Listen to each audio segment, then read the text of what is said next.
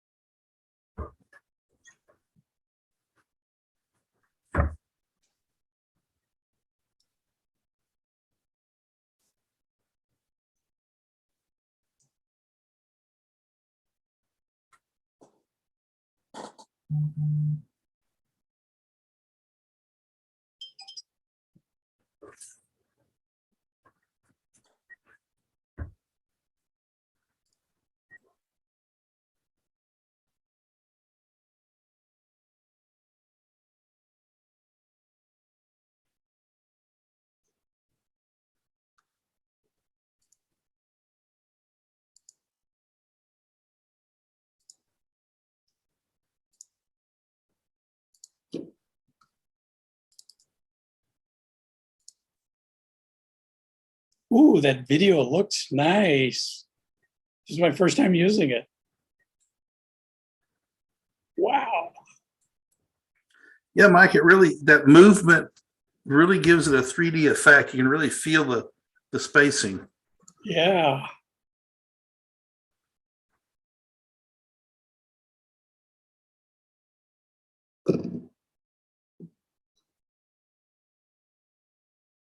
Too bad I didn't have him when that guy tried to kill me. Yes. Oh, Too bad. Well, not too bad. oh, that is so smooth. Yeah. Even on my bumpy road.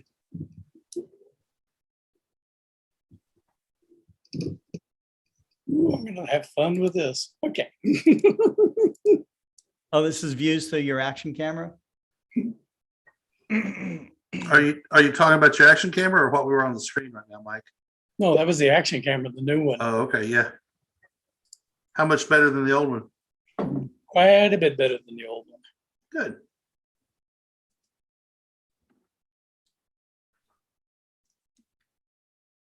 In many respects.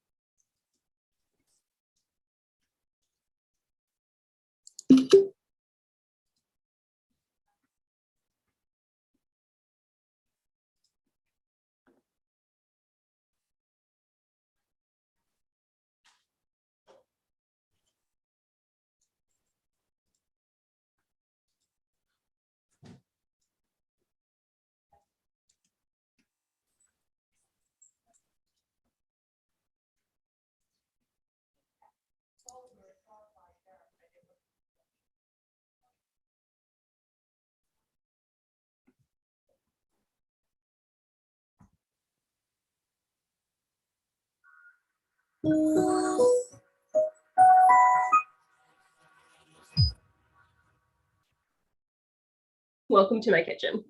Today, I'm going to attempt to make something that is really vital for the Webb telescope's ability to see. So let's give it a go. But first, I have to make some distilled water.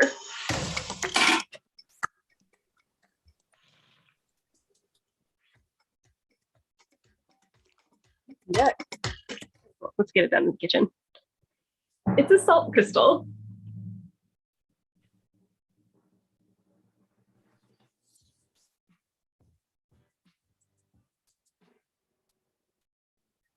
Who doesn't love salt?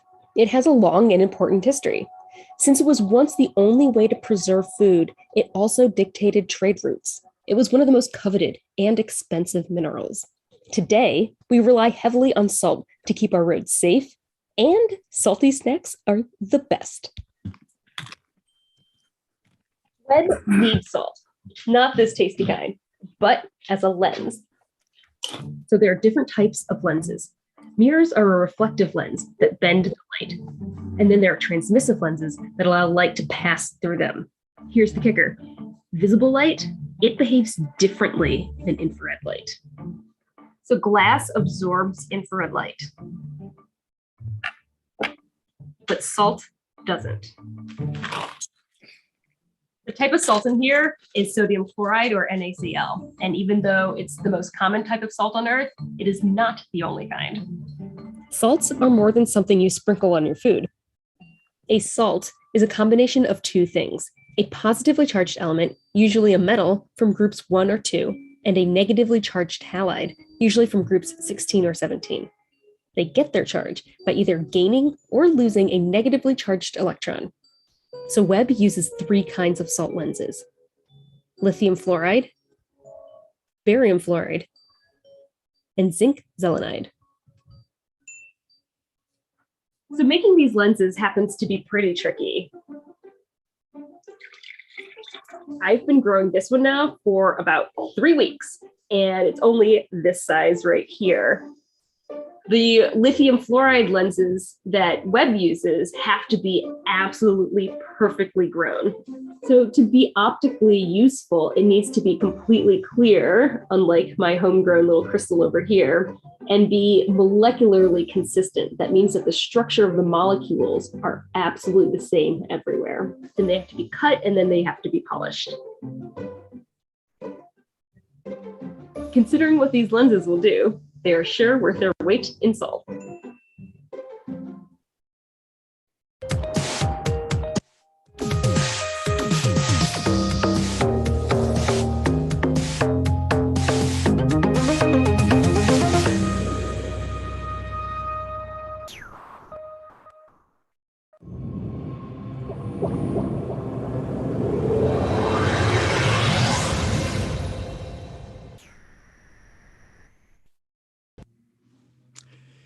Well, hello, everyone. This is Scott Roberts from Explore Scientific, and I'm here with Kent Marts and our special guest, Mike Weasner, who's been on Global Star Party, our FirstLight Chronicles, Open Go-To Community, lots of different programs that we do.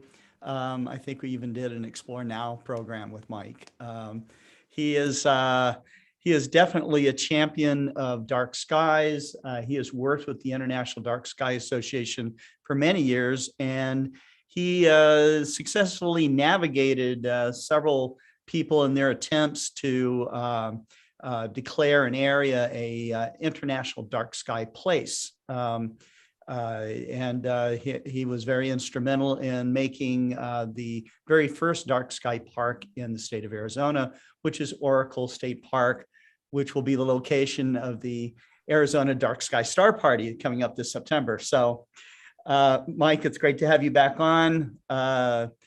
Kent wants to know what it's going to take to get a place declared a dark sky park, and I thought, well, certainly he correctly thought that you would be the guy to go to talk about it. So, Mike, we have a couple of dark sky urban cities, dark sky places lined up for next Wednesday and the Wednesday after. So look forward to talking to those cities about their efforts that they went to. One is in an extremely dark place, and one is in an extremely not dark place along the shores of Lake Michigan, trying to get those lined up and nailed down. But that got me thinking about, and having been involved in a very, very, very tiny role in the Buffalo National River becoming an international dark sky park, it is quite a process. And I thought it'd be interesting to talk about how you execute the process and the pitfalls and challenges and stumbling blocks people face from time to time. Well, we can do that. Thank you, Scott and Kent. As always, I'm happy to be on here to talk about anything, but certainly dark skies is definitely one of my passions. Have been successful, as Scott said, getting the first state park in Arizona designated. And I also helped out getting Karchner Cave Runs designated as an international dark sky park, becoming the second park in the state park system. Trying to get more of our state parks done, but it is an effort. There is a commitment that the park staff needs to make. There's a commitment that volunteers need to make. There can be a commitment that a nearby community may have to make. So there's some effort that goes into receiving an International Dark Sky Association Dark Sky Place designation.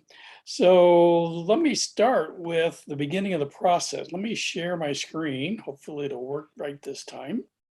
So I want to share this, hopefully. Okay, are you seeing the IDA webpage? Yes, sir. All righty, got it right this time. So if you go to darksky.org, not to be confused with darksky.net, which is a different organization, go to darksky.org and you'll bring up the International Dark Sky Association homepage. There's a couple of places I'm going to point out to you. If you scroll down to the very bottom of the page, you'll see a little menu of topics, and you're going to select International Dark Sky Places. And when that comes up, you'll see a list of the types of places and how many there are. We're approaching now nearly 200 certified places. I think by the end of this year, they're certainly expecting to be at least 200 places all over the world that are designated as communities or parks or reserves, sanctuaries, and a new category over the last few years is an urban night sky place. So the process for getting these designations is actually simpler than it used to be, but in some respects, it takes just a little bit more effort. What the process will be is you'll take a look at what category you're going to apply for. Let's talk about urban night sky or dark sky or urban night sky places. Let's focus on that one. Okay, we'll do that.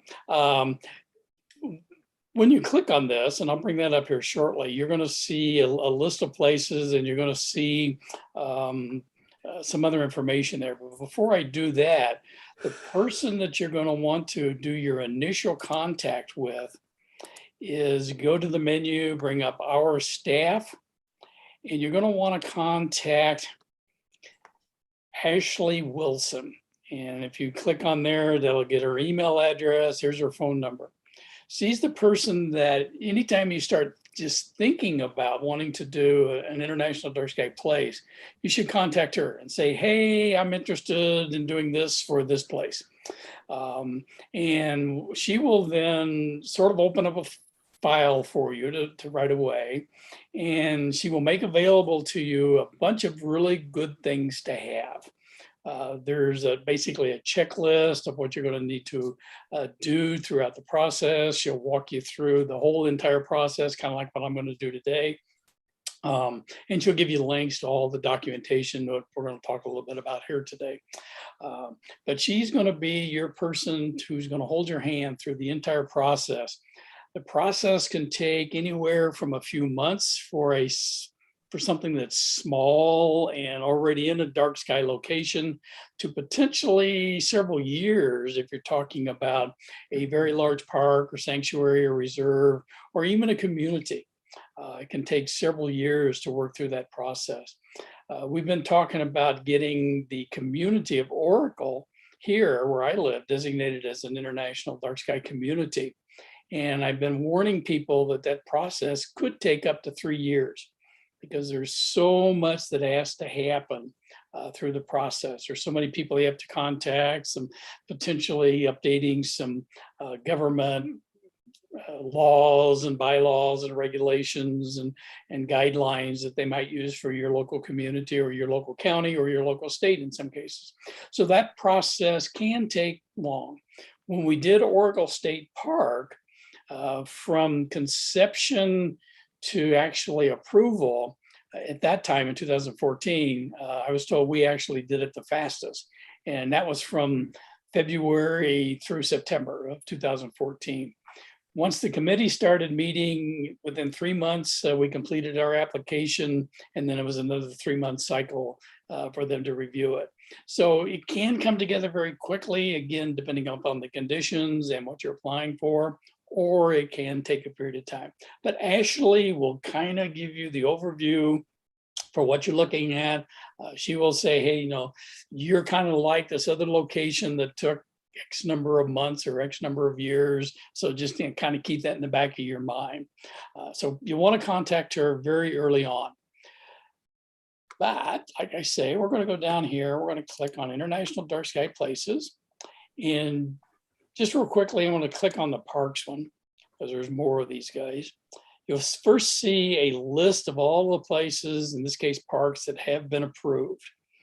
And what you're going to want to do is just kind of keep this in the back of your mind for the place that the type of place that you're applying for, because you're going to eventually want to go look at that place's application.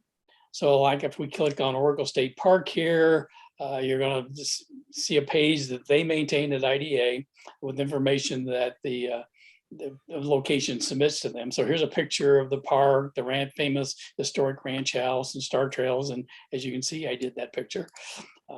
Where it's at on a map, a brief description. And then you'll see the list of documents. So you'll see the original application, the press release, their lighting plan, and annual reports. For all of the international dark sky places, once you're approved, you do have to submit an annual report that say what's gone on during the past year. And those are always due the 1st of October. So back over here, Kent wants to go look at urban night sky places. So you can see right now there's 5 of these, all in the United States. Brief description of it. It's basically, it's a local park, any open space, observing site, or something that can be a similar thing in some sort of an urban area. So I guess, and the reason I picked this is these places aren't, you know, in non-light polluted locations. This is designed for people with light pollution, correct?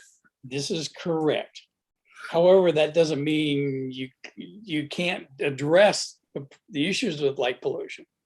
Right. Right. So we'll bring up here one of these applications here.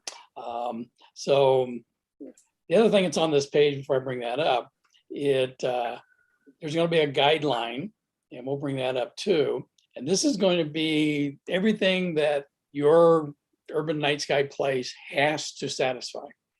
And you'll see those when I bring it up. Here are the submission deadlines for last year. They haven't put up the new ones for this year, but they'll be kind of in those same timeframes. You know, somewhere around February or March of this year, and then May, June. So those will be when you have to get your submission in to be considered with the group of applications that come in during that deadline. So let's click on the urban night sky places. So here's the guideline.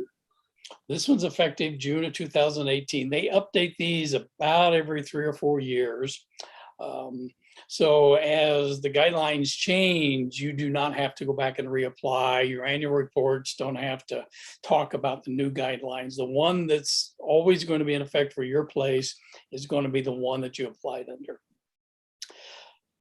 They give you a nice table of contents, what the definition is, the goals, some benefits, how you become eligible, and then these minimum requirements. So when you go through and you look through these minimum requirements, you're going to say, yeah, I meet that, I meet that, I meet that. Whoops, I don't meet that. So I've got some work to do in that category. I meet this, I meet this. So this will kind of give you another one of these checklists to tell you what you have to really worry about. But also, of course, what has to go into your application. Tells you about the application process and the review process. The review process is very rigorous. I was on the IDA Dark Sky Places Committee from 2015 to summer of 2020. And I was its chair from 2017 to when I left the committee because of some other activities that I was pursuing here in the community. But the application process is very straightforward, but it can be time consuming. So once you get your application done, you submit it to Ashley.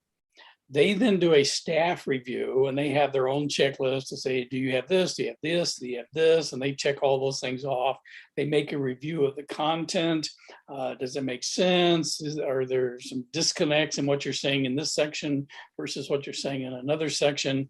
So they do a very thorough review before they submit it to the Dark Sky Places Committee.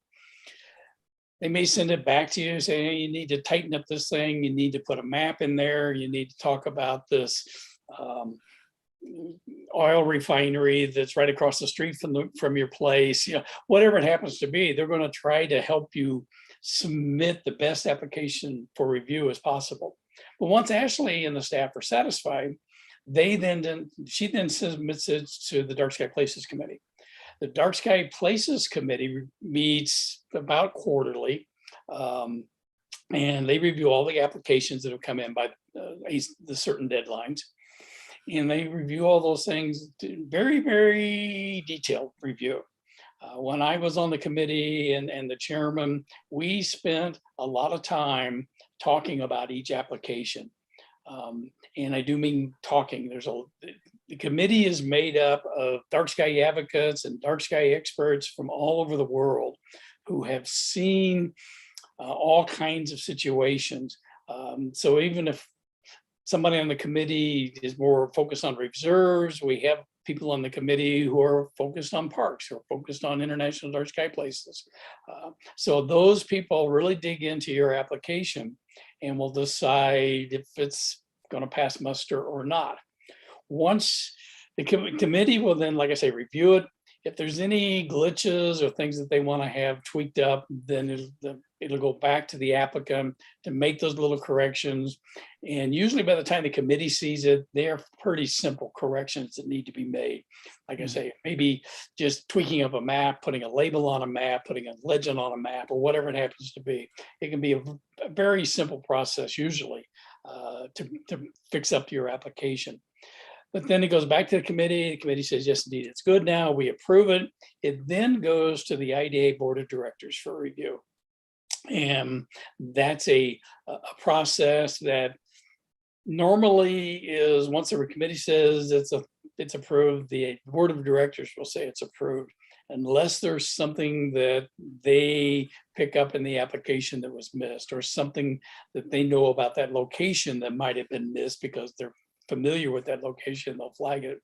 So, but usually by the time the Board of Directors sees it, you're golden. And then you'll be approved. And then what happens after the approval process is you'll set a date of the announcement, the press release. IDA does a press release. Probably many of you people have seen those. They come out on all kinds of places and says, Scottsdale, Arizona is now on the 350th International Dark Sky Place. So you'll be working that, and like I say, you'll work that timing of that release and announcement with IDA, because then you can time some special event around your approval. And that becomes really important too for publicity, obviously. So let's just real quickly run through this application or this guideline here. And, again, they define it, what the goals are. Basically, it's to identify places near urban areas that have that commitment to implementing the ideals of dark sky conservation. Not that you have dark skies, like Kent said, but that you meet the ideals of that. You demonstrate that such places can serve as models of dark sky protection and highlight those for public enjoyment in the night sky. This one's important. Get your local elected officials, get your business leaders, get your residents all involved with this effort, because that becomes key to what you're going to put into your application. If you can't get them involved, you can't get commitments from them to do the right thing, you're going to have a problem getting your application approved.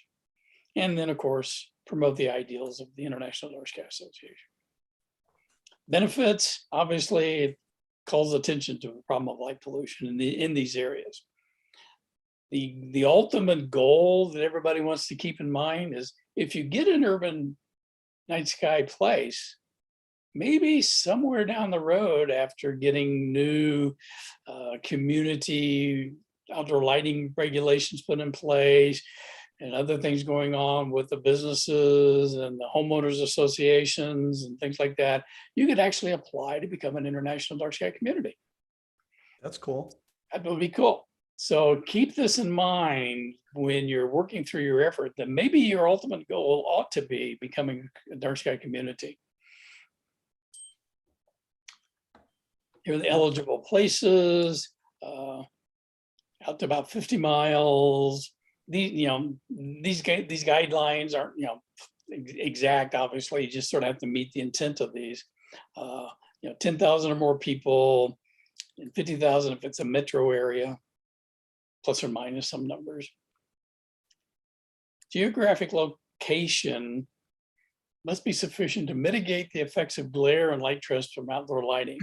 So if you have that oil refinery across the street from the place you want to get designated, you're definitely going to have to work with that refinery and get commitments from them and action from them, so that their glare and light trespass doesn't really pass onto your place that you want to get designated. If it's a car dealership, you may have a little bit more leverage with them than an oil refinery, because they've got less lights to deal with, and they may want to do the right thing.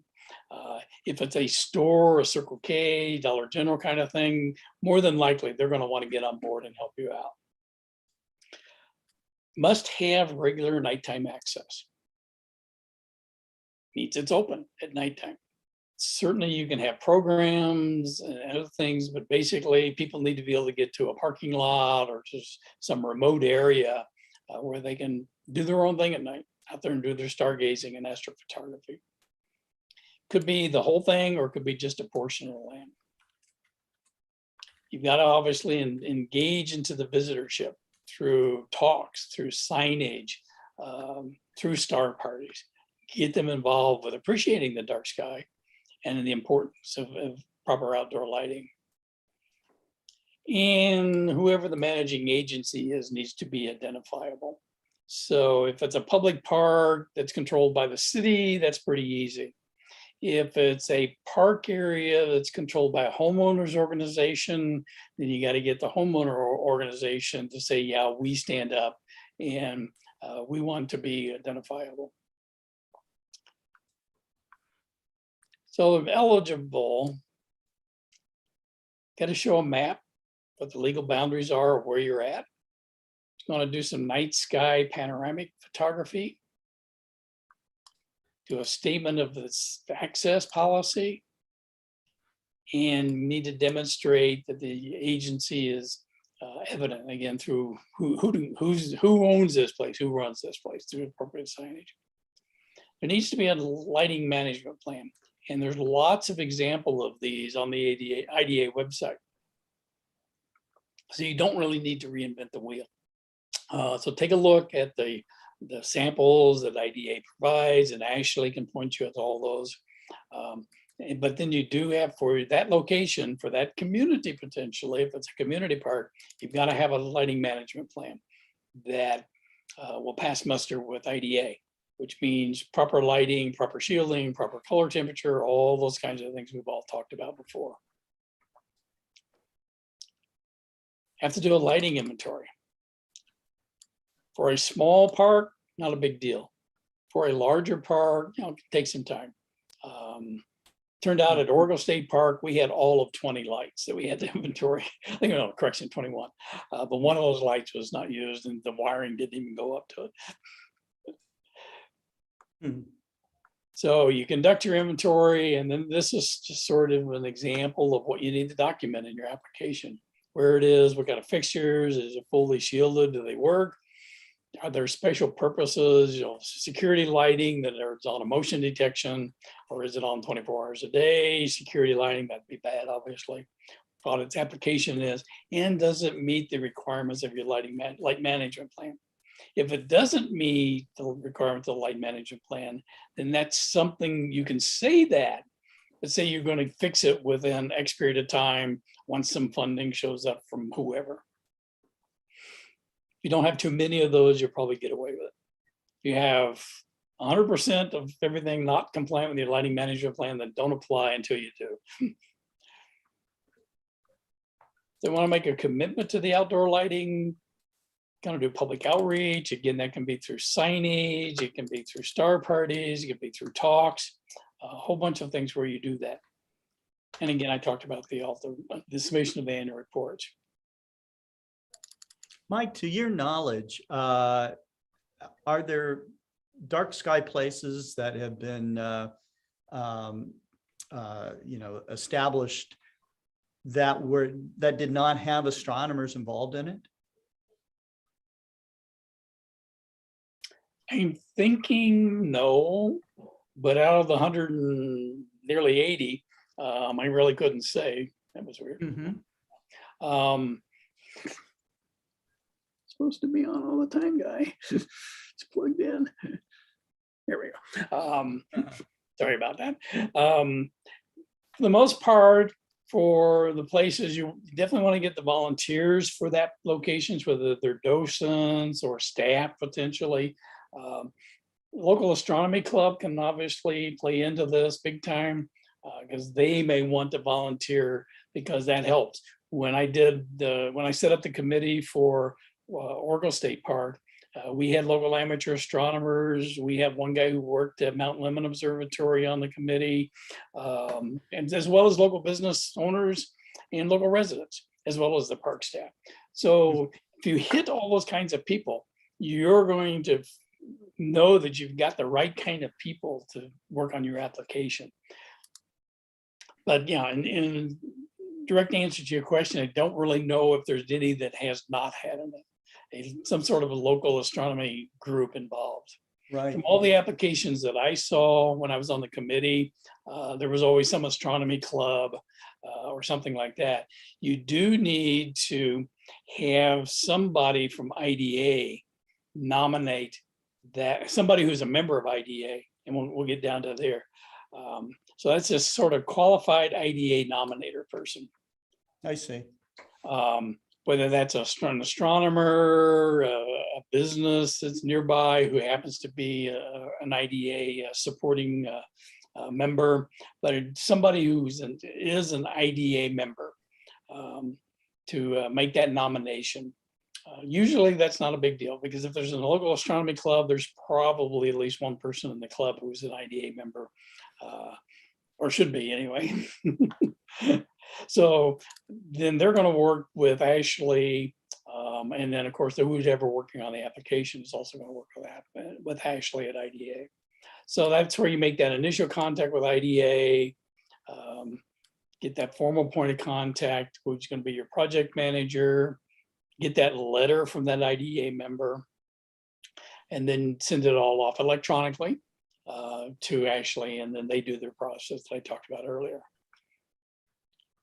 And here's a list of what you have to include in your application for, and this is very similar for all of the IDA places. You gotta have maps, you gotta have these letters of nomination, letters of support, site photography, what the public access policy is, a whole bunch of management documents. And again, these can be just letters from the local mayor that says, yeah, we believe that it's important for security and safety that we have proper lighting that also supports dark skies. So all of our outdoor lighting is or will become in the next period of time night sky friendly. Gonna have that lighting management plan, taking baseline measurements. And to do that, let me get mine over here. The simplest way to take night sky quality measurements, boy, my light just keeps going off, sorry about that, is with a sky quality meter. So I don't know what's going to show up here. So it's just a little handheld device. They cost about $150 or so. A company up in Canada makes it.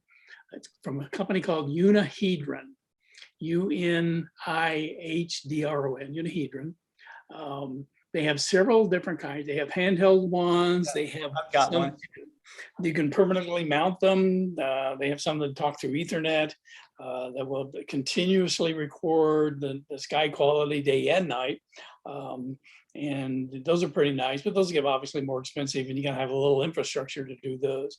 So for your initial application process, you just use the handheld meter and go out and do your thing. Taking measurements of the night sky when there's no moon, there's no clouds, basically pointing the light meter straight up to towards the zenith. And take a lot of readings. You can take them from, if it's a large location, take them in many, many locations. If it's a very small city park, then you only really need to do one. But you want to document that over a period of time. So when you decide you want to start doing the application process, right at the beginning, before you have put pen to paper, start taking your dark sky measurements because you want to get as many measurements as you can. So if it takes you 6 months to work on your applications, you can then get 6 months worth of documentation throughout the year, whether it's windy, is there a lot of junk in the atmosphere, have there been wildfire smoke, all those kinds of things can affect your night sky reading. So you want to get as many as you can. And that lighting inventory that we talked about, what kind of programs you've done there, talks by local educators, talks by local wildlife people. Don't forget that the wildlife is impacted by outdoor lighting. So those can obviously be very critical for getting the public involved. And then what you have planned for the future. And then here's where it talks about the review process, these annual reports. And it goes on more details there. So basically that's the guideline that you're going to want to follow. It's a simple process. And like I say, Ashley will point you at the appropriate guidelines. She'll point you a checklist. There is a fee involved now, which Ashley will talk about. It's not that expensive, but it's basically just a fee to offset some of their costs. It's not exorbitant. Those were being talked about while I was still on the committee, and they did finally implement them. So back over here, let's just take a look at this application, because I was on the committee when this one was done. It's 7 miles from Albuquerque, New Mexico, which is a large metropolitan place. If you're familiar with Albuquerque, lots of neat stuff around Albuquerque. But, you know, and there's some sky glow in various places, but you can still see the Milky Way. And if you go over here and you click on their application, see how big this guy is. Pretty big. Ashley will talk to you about how big your application should be. Smaller is actually more preferable to larger. Try to say what you need to say in as few words as necessary to get the message across. But here's their application. Table of contents. Basically, it's following the guidelines and what they have here. Maps are going to be in there showing where the place is. You get a blow up of the map. So you get a little bit more details. You can even have sort of tracked or contour maps if that becomes appropriate. All kinds of different types of maps you can put in there. don't have to really go to a lot of detail. If you can get an overhead photographic view or a satellite picture of your location, that helps a lot, because that can show you what kinds of population growth there is surrounding the place that you want to get designated. Get those letters of nomination, letters of support. You see this one came from the United States Department of the Interior, the local office there. So if there's some sort of government agency you can get support from, put that in there. That's really helpful to know that you have that level of support for what you're trying to do. So lots of letters of support here. And then we get into, you know, what the area looks like at nighttime. How much outdoor lighting do you see? What's the sky look like?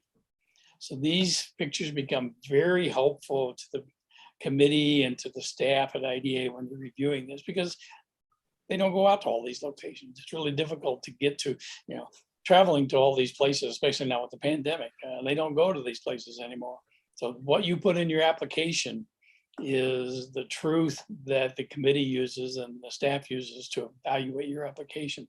Daytime photos are very useful too, because that also shows what terrain looks like, what buildings might be nearby. So be certain you apply those.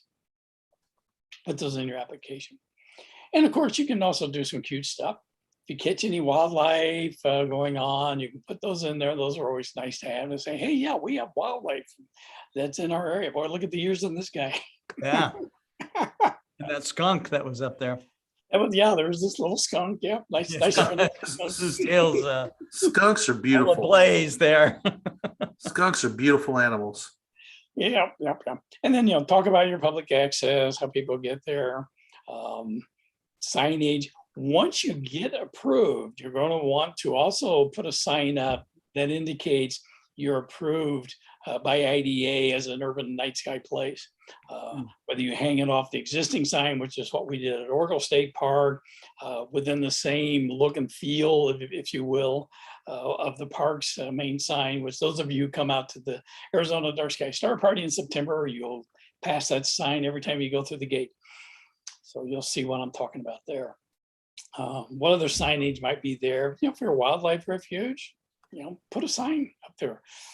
Document that in your application. So again, you know, just going on, what kind of special events have been held in the past, include those things that are coming up in the app while you're applying, you know, put those future events in there, or even events that are already getting planned out for the following year.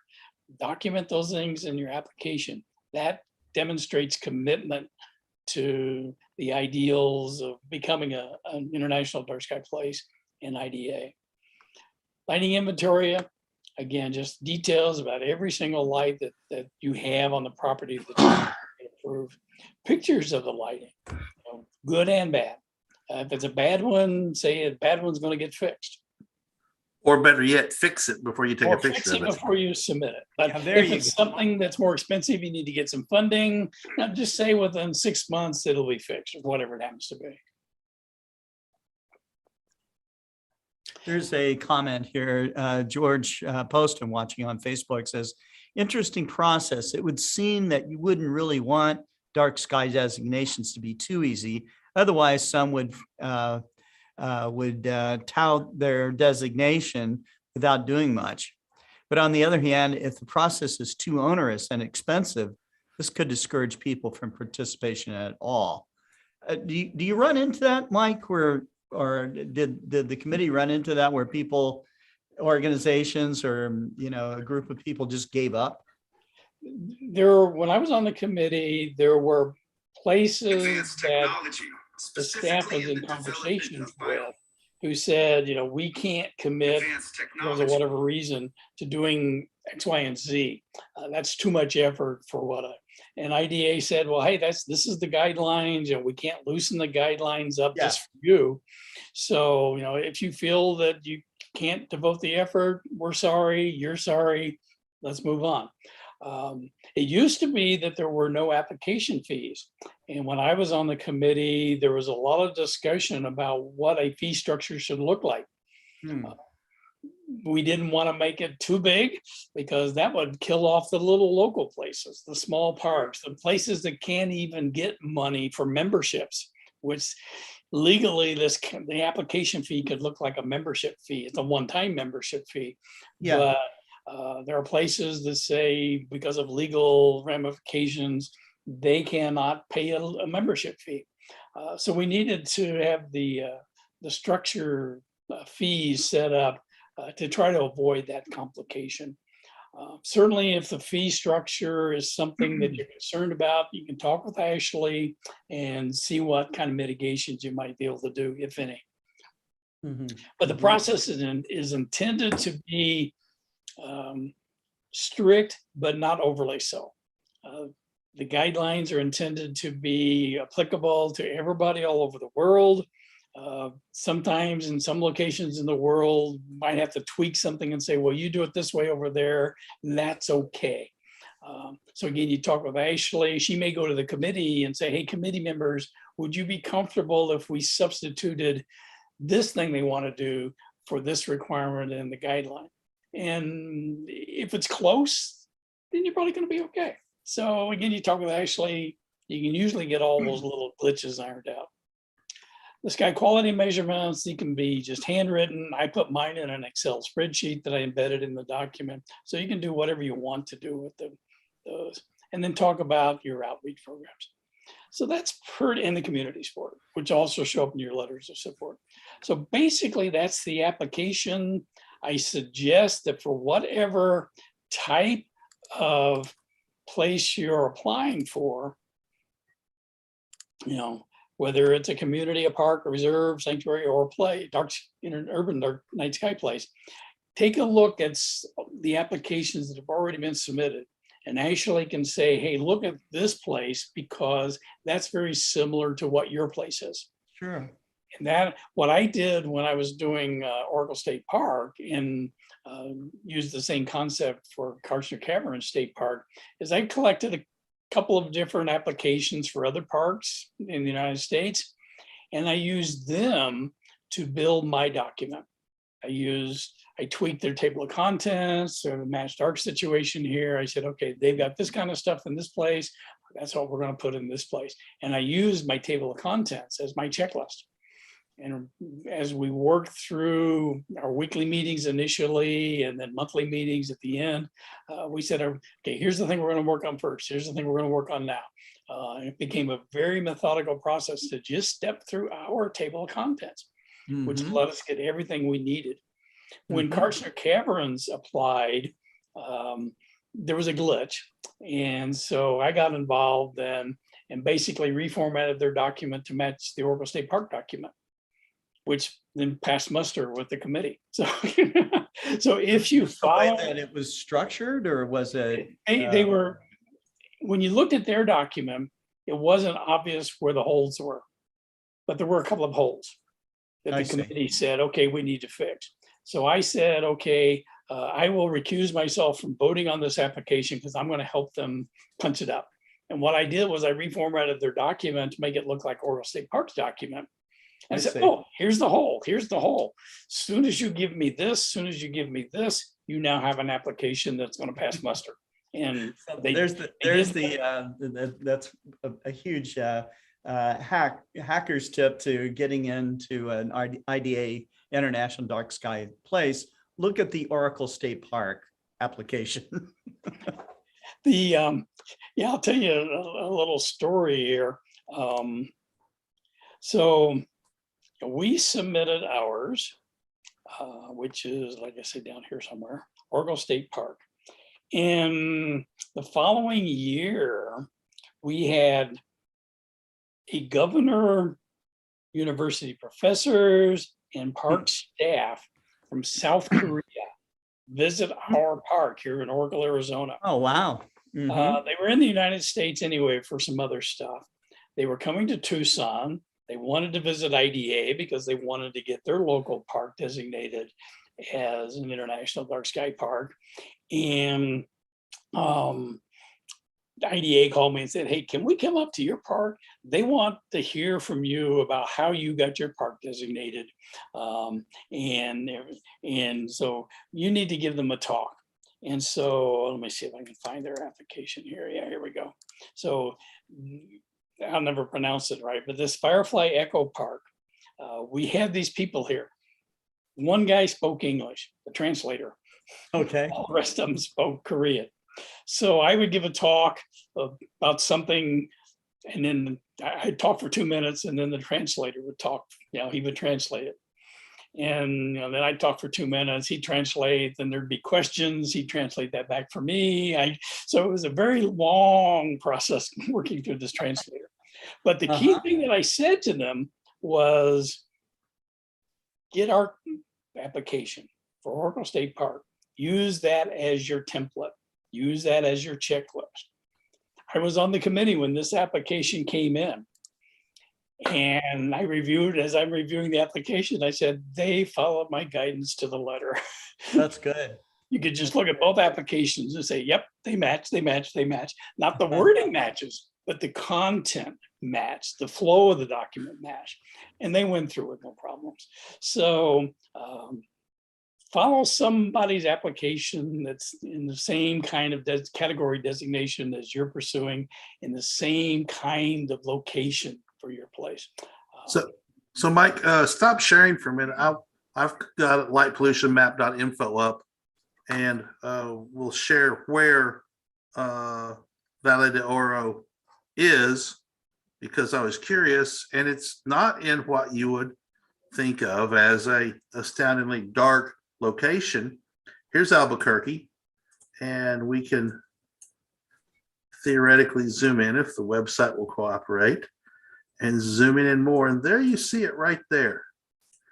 So Boral Class 5, SQM meter reading estimated to be 20.23.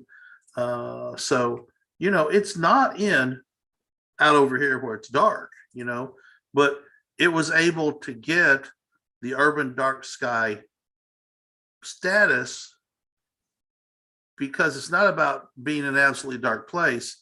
It's about education and mitigation and things like that, right? Absolutely. So and it's convenient to people. One of the reasons for doing urban night sky places, it's convenient for people to go.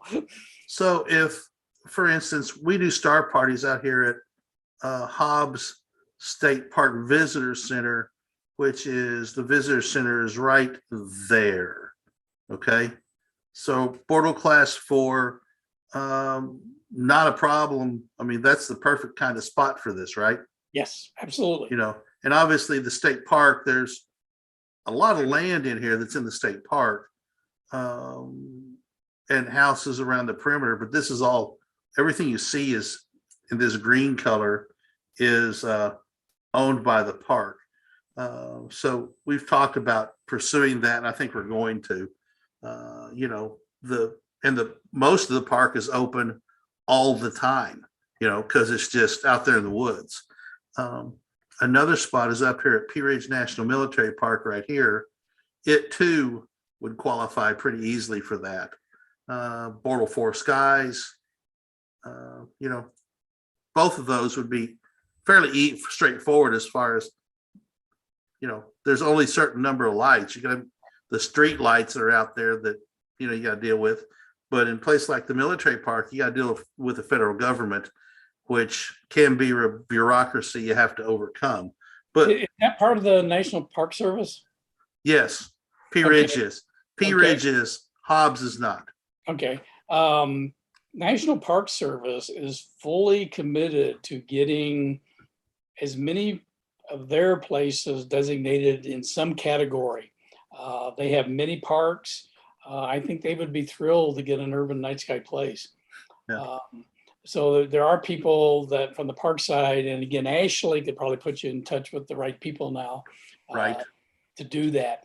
They could probably get intrigued by helping out with that one there. But don't get hung up on sky quality for the urban night sky places. That's what I wanted. That's not the point. Right? That's not the point. Because and education, absolutely. That's the main focus of these things. Right. Well, what do you think is the biggest stumbling block people face? Not looking at other people's applications and trying to do it themselves, or There's two. One, not looking at other applications, not following those applications. Although with what IDA is now providing to you, you really have no excuse not to get everything that's in the guidelines. But it's just a lot simpler if you're looking at an approved application and say, okay, I need to have these same types of content in my application. It just makes it a lot less strenuous on you. The other issue is trying to find the people to help you out. You do not want this to be a one-person show. For Oracle community, I could do it myself. I could have done the park by myself. I said, no, I don't want to do it by myself. I want to get people involved. I want to get the business owners, get the residents, the amateur astronomers. Obviously, the park staff has to be involved. So, my committee was set up for those kinds of people to be on it. When we started talking to the community about trying to get a community designation, everybody wants to do it. Oracle is a volunteer-based community. Everybody is already volunteering on 3 other committees for everything that goes on in this community. It's a tourism volunteer-based community. So everybody said, I believe in what you're doing. I support what you're doing. I just can't devote the time to be on your committee.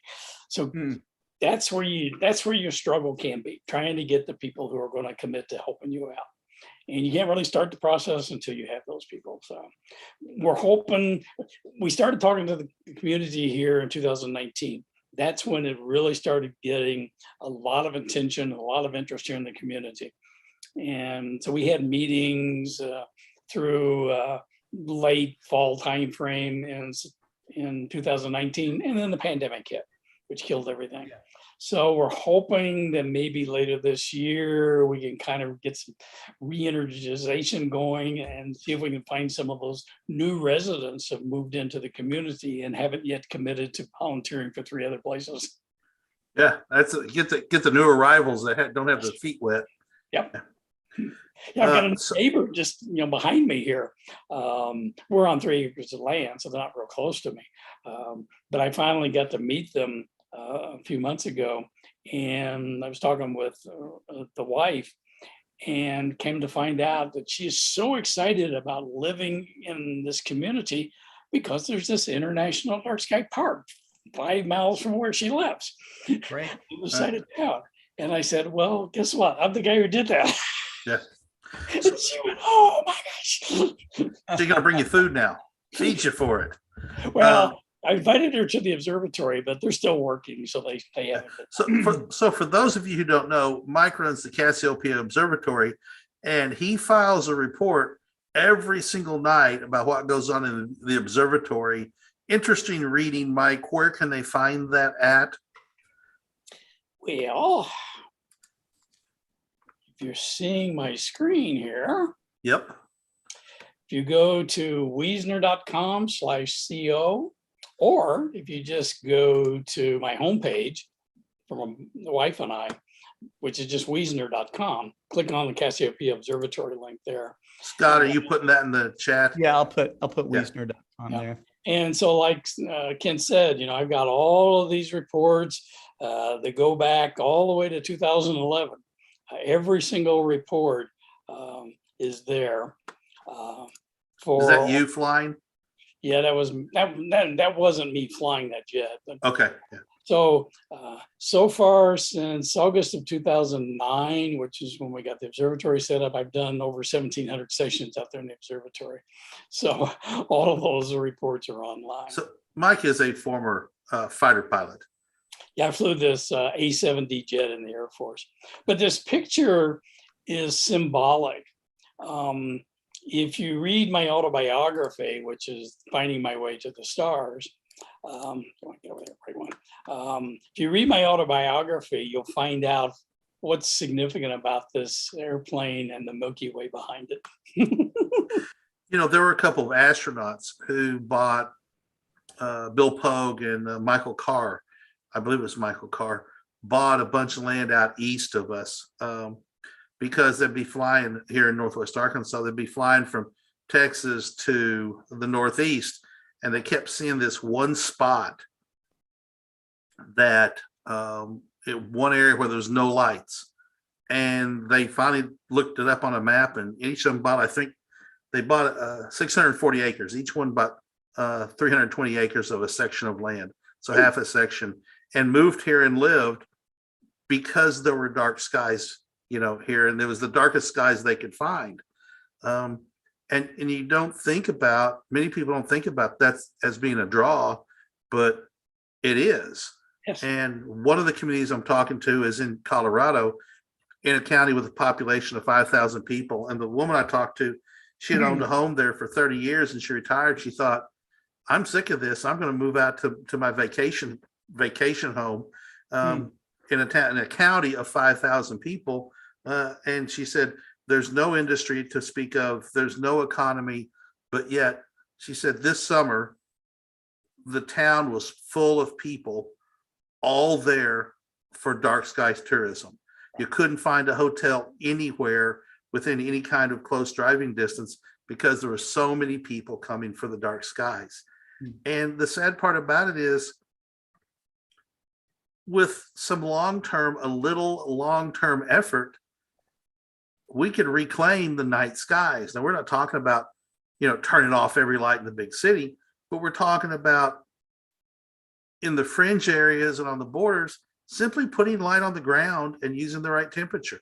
We talk about that, the right amount of light and the right color of light at the right time, right? And that's what it's about. So there's a picture of the observatory.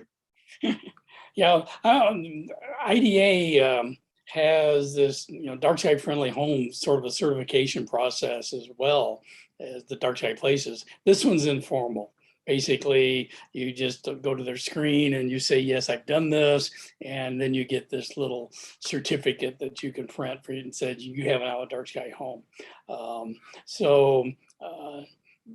This is kind of neat because it does tell people those things that they need to do, just like you said, Ken. The other point that I would make about that, a few years ago, a friend of mine showed me a real estate advertisement for a home here in Oracle. And in the description, it said dark sky. So that was a selling point. Well, you're going to sleep a lot better under a dark sky than you will, in a lit up city type of environment. That's for sure. Yeah.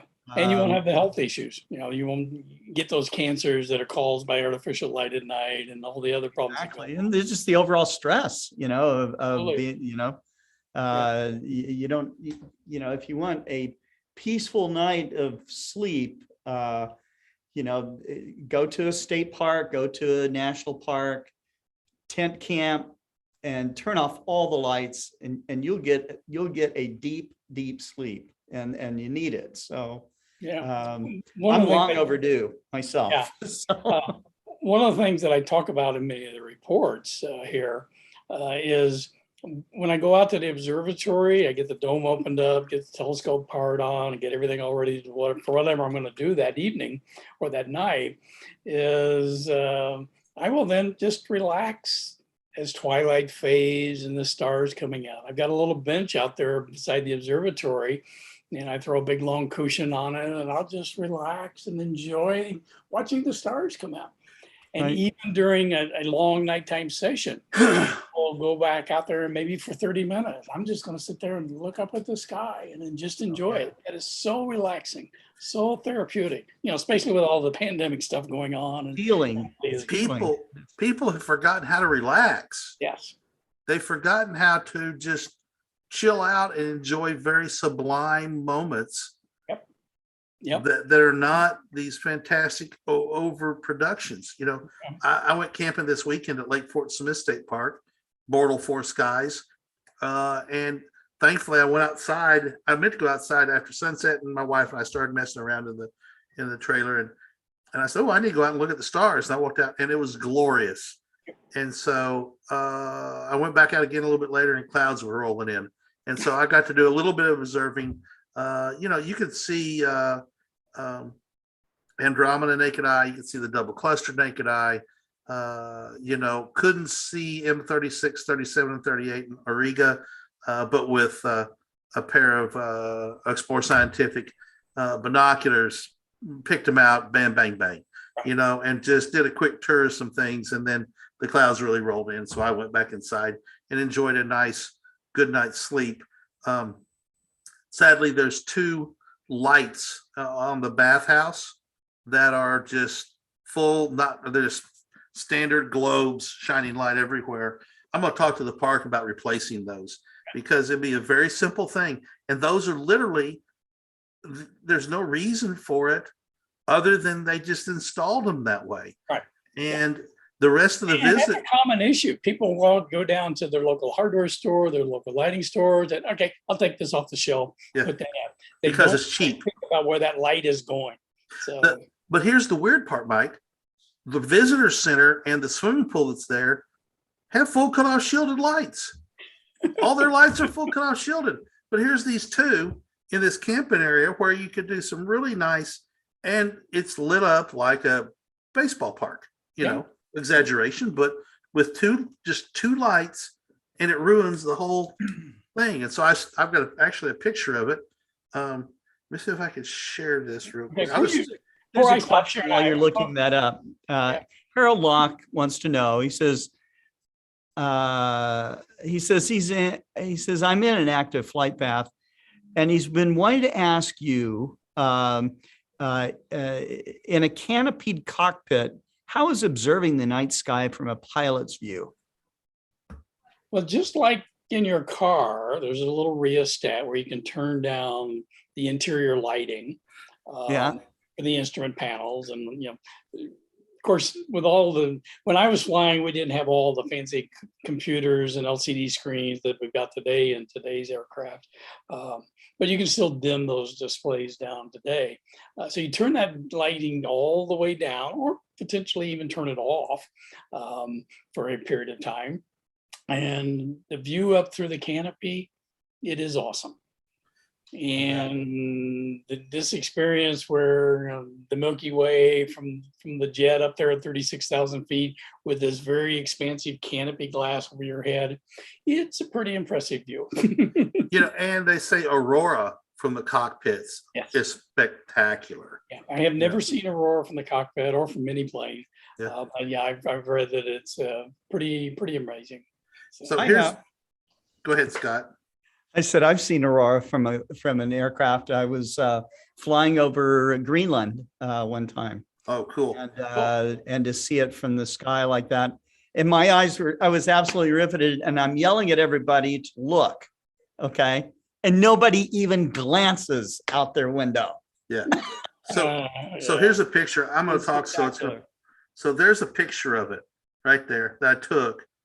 And there's absolutely. Okay, let's stop sharing Mike's screen. Just for a second. Before I stop sharing my screen, let me show you just one little quick thing about my observatory website. Okay, yeah. Across the top, there's this menu. If you click on reviews, you'll see a whole bunch of different types of products that I've reviewed. Oh, yeah. And sure enough, there's some Explorer scientific eyepieces there. So Thank you very much. So Awesome. click on the reviews, you'll find all kinds of Explorer scientific stuff there. Thank you very much. All right, so here's the picture. Can you see that? Yeah, Is that showing up? Let's take you full screen here. Hold on. There we go. Okay, Now here we go. bring it in. Lots of reflections here. That went off. Excuse me. There we go. And there's no reason. There's no reason for those trees to be lit up because, there's no criminals there. There's nothing, but yet that's just lit up for literally no reason. Well, the criminals might be there because they can see if there was anything to steal there.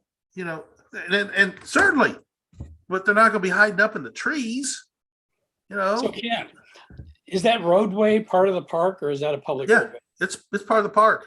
Oh, okay. It's not a street. It's in the state park.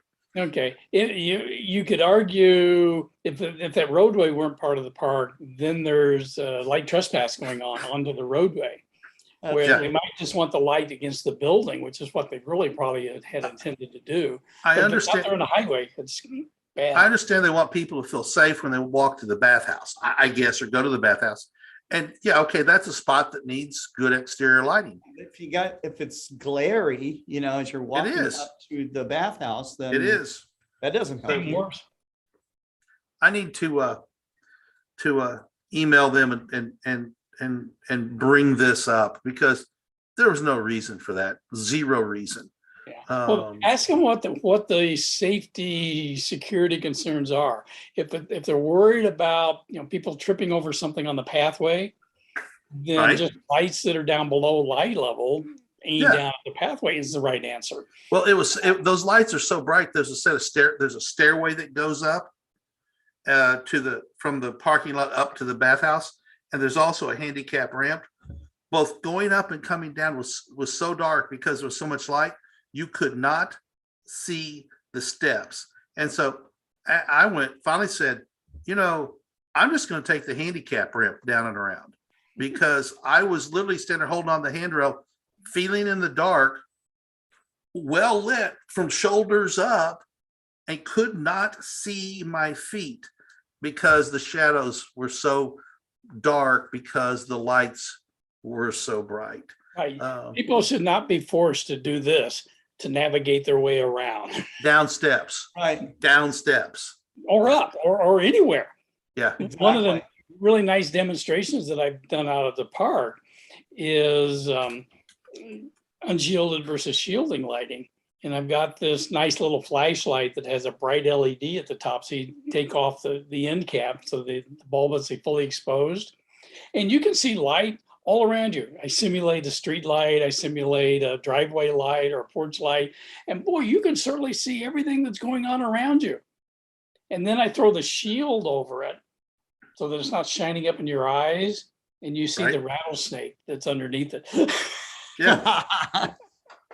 That Because gets people's attention real quick. yeah, because there's light, so we're safe because I can see all the light. So yeah. All right. Anyway, Mike, I appreciate your insight and the guidance and the idea that you really need to plan 3 years. Is within probably a good time frame. At least a couple of years. If you want to do it at a leisurely pace, then absolutely. When I did in Oracle State Park, I knew when that deadline was coming up, and I said, I want to do bang, bang, bang, bang. I've got the committee members here now.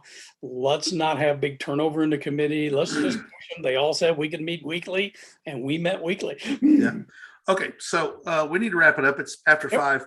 Do need to remind everybody about the Meteor Astro photography contest that's going on. Ends the end of this month.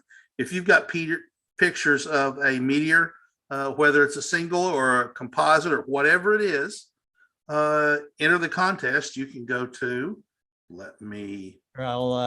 I'll give them the link. You give them the link and I won't share it. So go to the link and enter your pictures. We would love to have them. They don't have to be taken with Explore Scientific gear or anything else.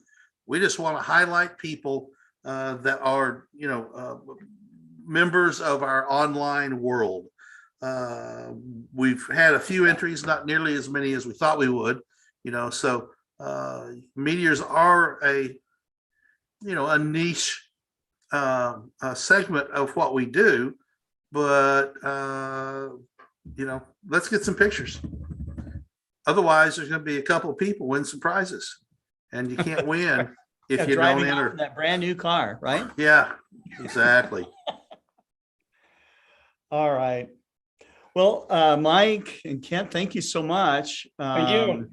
It's great to have it's great to have you on anytime, Mike. And Kent, you are a steadfast ambassador for dark skies as well.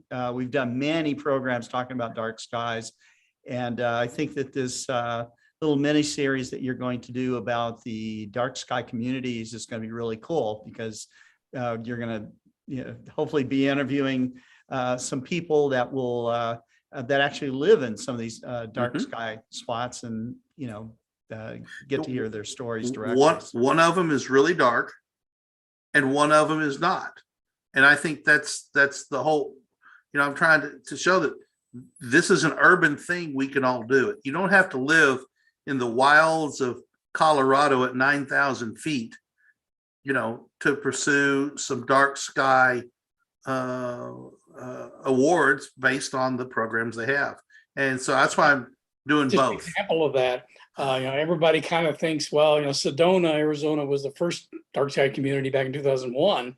That's obviously got professional observatory there with Flagstaff, a Lowell Observatory, not Sedona. Flagstaff was the first community, but Flagstaff getting their designation because they got the Lowell Observatory there, and that's a dark community. But that's not really what's going on, because you've got a suburb of Phoenix, Arizona, Mountain Hills, that a couple of years ago became a dark sky community. So just sitting right at one of the boundaries of metropolitan Phoenix, there's this suburb of Phoenix that's a dark sky community. So Kent's absolutely right. Don't get hung up on thinking you've got to have those pristine professional observatory dark skies. Nope. Right. Okay. Anyway, Mike, thanks for coming on. Appreciate your jumping in, and anytime you're asked, we really, really appreciate it. okay, love to do it. Thanks, Mike. Take care, everybody. Take care. Okay, I guess we are going to go ahead and close out for today. We'll be back tomorrow with more Kent Marts and On the Wing. So, Kent, thanks very much. And you guys out there watching, thanks for tuning in. And we'll see you tomorrow at about 4 p.m. Central. Take care.